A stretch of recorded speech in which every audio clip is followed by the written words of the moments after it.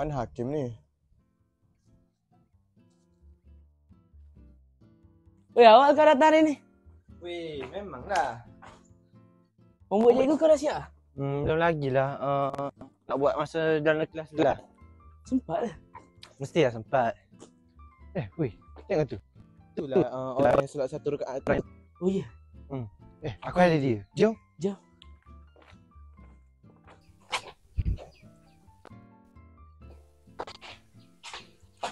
Weh, kau kan solat satu rakaat tu kan? Asal bahasa aku ni? Budak 7 tahun pun pandai solat daripada kau. Aku baru masuk Islam dah. Diorang tak kisah. Tak pandai mengaji, tak pandai solat. Apa yang nak kacau aku? Fahim. Cuba kau tengok tu. Dia orang tengok apa tu Entah, nampak macam dia orang tengah boleh sela tu. lah. Jom. Sekejap, kau nak buat apa ni?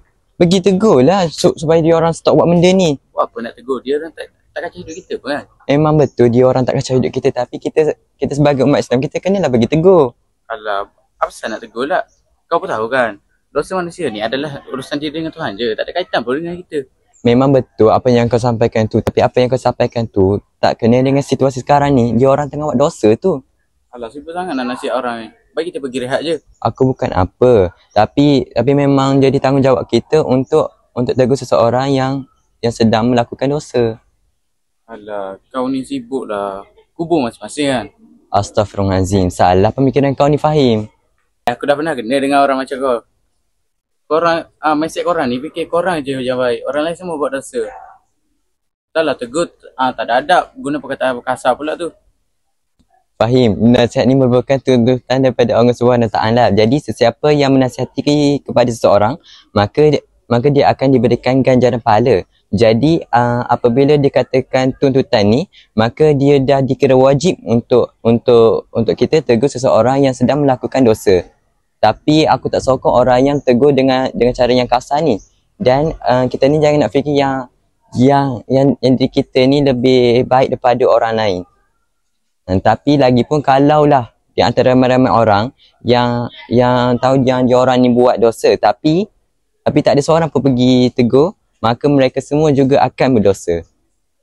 Berarti kau lah, aku nak pergi kantin, aku nak pergi rehat. Takkanlah benda senang pun aku nak kena ajar. Boleh batal je kot. Alah, hai. Hoi, kau tengok aku tak? Kau dengar? Hoi. Dia datang. Belah.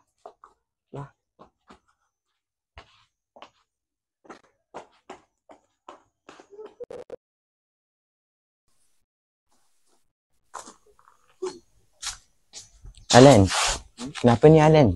Diorang bully aku. Oh, tak apalah Alan. Jom aku bawa kau pergi kat kantin, jom. Boleh. Jom.